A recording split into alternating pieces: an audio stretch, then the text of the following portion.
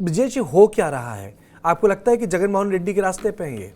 देखिए, अब कोई ऑप्शन बहुत ज़्यादा बचता दिख नहीं रहा। ये सिचुएशन जो पार्टी हाईकमान है वो किसी भी सूरत में इसको सॉर्ट आउट नहीं कर पा रही है।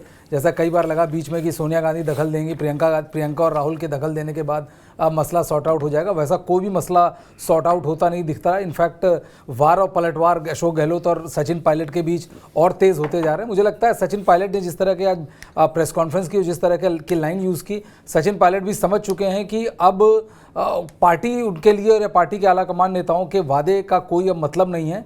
और यदि उन्हें इस चुनाव में अपनी प्रेजेंस फेल्ट करानी होगी तो उन्हें अपनी भावनाओं से सबको ये अवगत कराना होगा, खुल के सामने आना होगा। और मुझे लगता है सचिन पायलट आज एकदम खुल के सामने आ गए और जिस तरह से हमलावर हुए वो शायद यदि पार्टी नहीं मानी तो कोई बहुत बड़ी बात नहीं होगी कि सचिन पायलट अकेले भी जा सकते हैं। पंकज, नहीं, मुझे तो ये दिख रहा है कि वो अब अपनी एक अलग भूमिका चाहते हैं। वो चाहते हैं कि कर्नाटक में जिस तरह से जेडीएस की भूमिका रही है उस तरह की वो भूमिका में आए।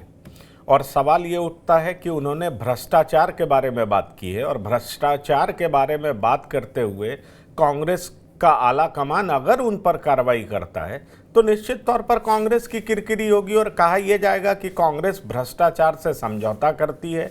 और ख़ास तौर पर बीजेपी पे जिस तरह का आरोप कांग्रेस लगाती रही है उसके खिलाफ कार्रवाई करने से बचती रही और जिस कांग्रेसी नेता ने उसको लेकर के आवाज़ उठाई उल्टा उसके खिलाफ ही कार्रवाई कर दी गई। सवाल ये उठता है कि सचिन पायलट अपने वजूद की लड़ाई लड़ रहे हैं। 2020 के बाद वो अप्रासंगिक होते चले जा रहे हैं, इसलिए वो अपनी प्रासंगिकता ढूंढने की कोशिश कर रहे हैं। इस कवायद में मुझे साफ नजर आ रहा है कि उन्होंने ऐसे जगह पे हिट किया है जिसका जवाब ना तो कांग्रेस के लिए देना आसान होगा और ना ही अशोक गहलोत के लिए।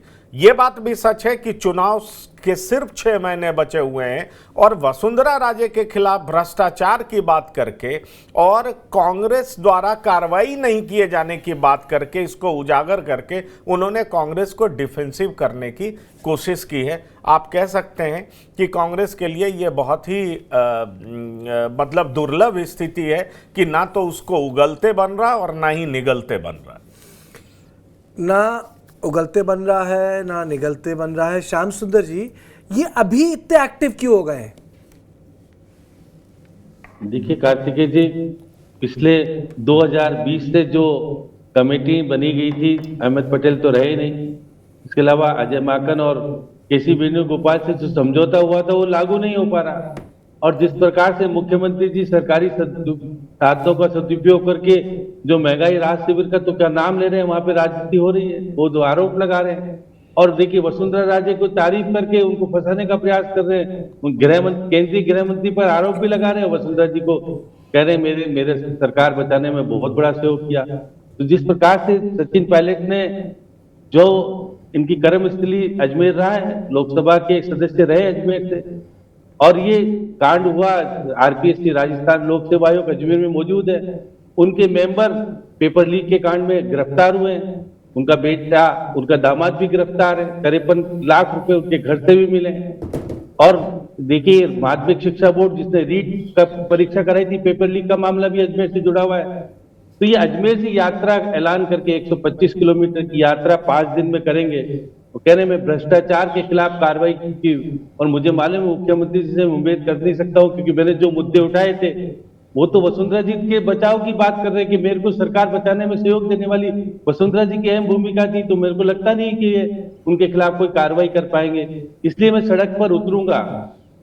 देखिए युवाओं की तो मैं आवाज बनूंगा और उनकी बात सुनूंगा, और भ्रष्टाचार के खिलाफ मैं ऐलान जंग छेड़ दिया उन्होंने। और पुराना लोकसभा क्षेत्र उनका अजमेर से लगता है, मुझे वो लगता है कि वो पायलट साहब टोंक से चुनाव लड़ने के बजाय नसीराबाद से जो गोविंद सिंह गुजर चुनाव लड़ते थे, गुजर बाहुल्य, वहां से चुनाव भी लड़ सकते हैं। तो और इन्होंने यूनिवर्सिटी केंद्रीय विश्वविद्यालय बनाया था अजमेर में, वो बीच में पड़ेगा, इसके अलावा एयरपोर्ट बीच में पड़ेगा, और गुजर बाहुल्य, जाट बाहुल्य और SC/ST का बाहुल्य क्षेत्र होगा। तो ये अपनी आवाज को, अब देखिए अब जो बार बार कह रहे हैं इनके खिलाफ कार्रवाई किस बेस पे की जाएगी? ये कांग्रेस के खिलाफ तो कर ही नहीं रहे जंग, सरकार के खिलाफ कर नहीं। भ्रष्टाचार के मामले में जो आपके आरपीएससी का मेंबर जेल में है आज, उसके खिलाफ कह रहे हैं कि जिस प्रकार की प्रवृत्ति होगी न्याय मिला नहीं युवाओं को। तो अब जिस तरह की स्थितियां पैदा करके वो मुख्यमंत्री जी को बड़ी चुनौती दे रहे हैं। देखिए 11 मई का समय, 11 अप्रैल को इन्होंने अनशन किया था। अब आने वाले समय में 11 जून को इनकी पिता की भी जयंती होगी, तो उस समय बड़ा ऐलान हो सकता है कोई। लेकिन अभी कांग्रेस से निकाले जाने की स्थिति नहीं। राहुल गांधी माउंट आबू में है और वो कांग्रेस के उन कार्यकर्ताओं को। श्याम जी, ये एक एंगल आ रहा है माउंट आबू वाला, प्रियंका गांधी रणथंभौर में, ये माउंट आबू में, ये क्या हो रहा है? वो 45 लोगों के जो देश से चयनित किए गए हैं, उनके गांधी और कांग्रेस की रीति नीति का जो प्रशिक्षण शुरू हुआ है, उस 10 दिन का होगा। वो इसके पहले तिजारा में किया था, उनसे मिलकर के बातचीत करने आ रहे हैं, क्योंकि प्रधानमंत्री जी भी कल आने वाले हैं। वो पहले तो श्रीनाथ जी के दर्शन करेंगे, फिर माउंट आबू में सभा करेंगे। तो अब ये दिखेगा, कर्नाटक का चुनाव भी है, इस दौरान दोनों को आना।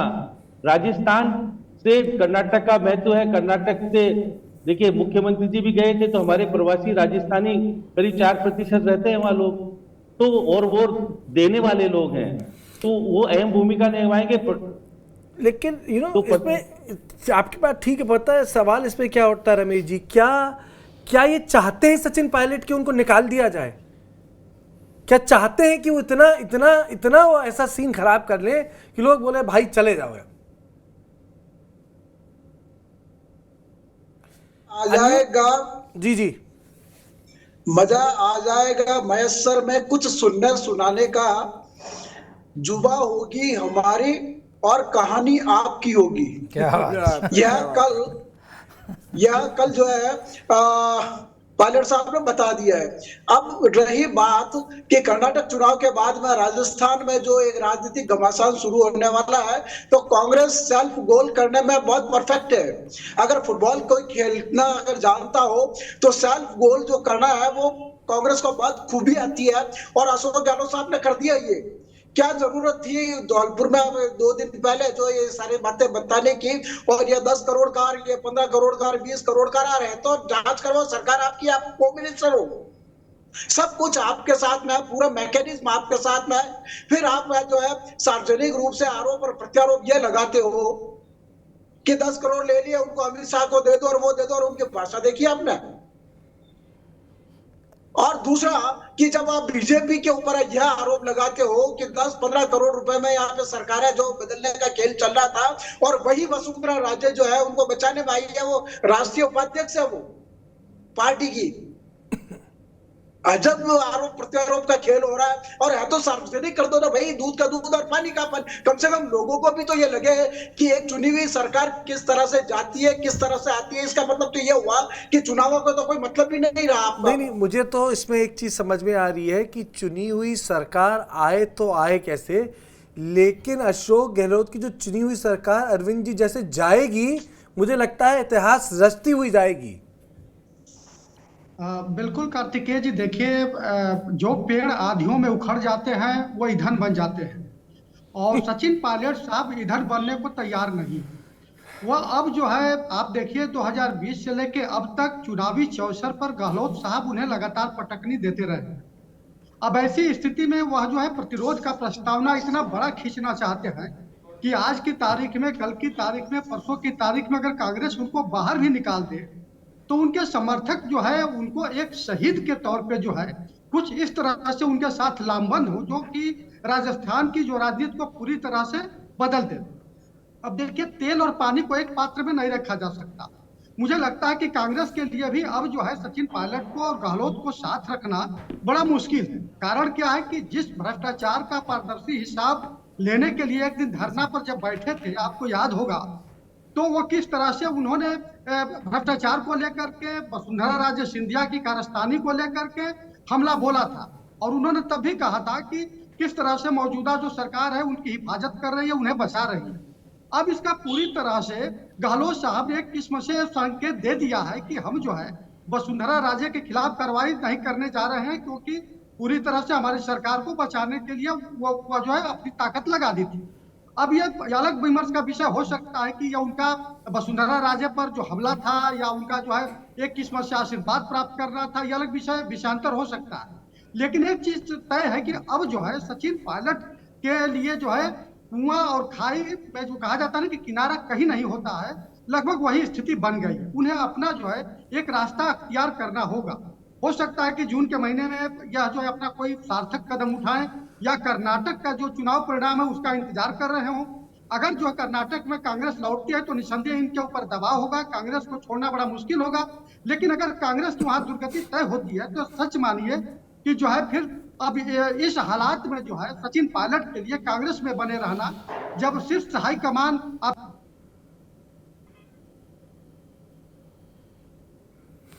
नहीं, इस यात्रा के बाद आप जो है आपका जो सम्मान होगा बरकरार रखा जाएगा। नतीजा क्या निकला? कुछ नहीं निकला। नहीं, देखिए अरविंद जी, ना मुख्यमंत्री सम्मान कर रहे हैं सचिन पायलट का, ना सचिन पायलट सम्मान कर रहे हैं। निधि जी, सम्मान की बात तो एक तरफ है, मुझे लगता है राजनीति में सम्मान से ज्यादा सेल्फ इंटरेस्ट बहुत जरूरी होता है।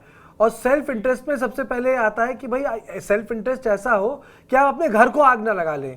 यह दोनों मिलकर अपने घर को आग लगा रहे हैं। अभी अनवर अब्दुल्ला ने एक ट्वीट किया है, I am amazed at the political fratricide which takes place in the Congress party. मतलब उनका कहने का मतलब है कि जो मतलब बिटवीन ब्रदर्स जो लड़ाई होती है उसको देख के वो एकदम चौंक गए हैं। और मैं आपको बोलूँगा कि दिलचस्प बात है ये कि उन्होंने ये मुकाम तब चुना है जब लोग कह रहे हैं कि हो सकता है कांग्रेस पार्टी कर्नाटक में चुनाव जीत जाए। ये जो उनकी तेवर ऊंचे हुए हैं उस वक्त हो रहे हैं जब कुछ अच्छा हो रहा है कांग्रेस का। आप बिल्कुल ठीक बात कह रहे हैं। और चूंकि हमारे दो पैनलिस्ट ने कुछ कहा है कुछ पोयम से, मेरे को भी एक शेर याद आ रहा है कि बस एक ही उल्लू काफी था बर्बादे गुलिस्ता करने को, शाख पे उल्लू बैठा है अंजाम गुलिस्ता क्या हो। तो जो बात पैनलिस्ट कह रहे हैं, जो बात ट्वीट के माध्यम से उमर अब्दुल्ला ने कही है, ये बात बहुत हद तक सही लगती है। बिकॉज हर चीज देखिए, ये सब चीजें जो है वो गुड़ा भाग के तरीके से जोर तोड़ से चल रही है। बिकॉज इस समय अगर मैं यूं कहूं कि it is not about to the Congress, it is about to the persons.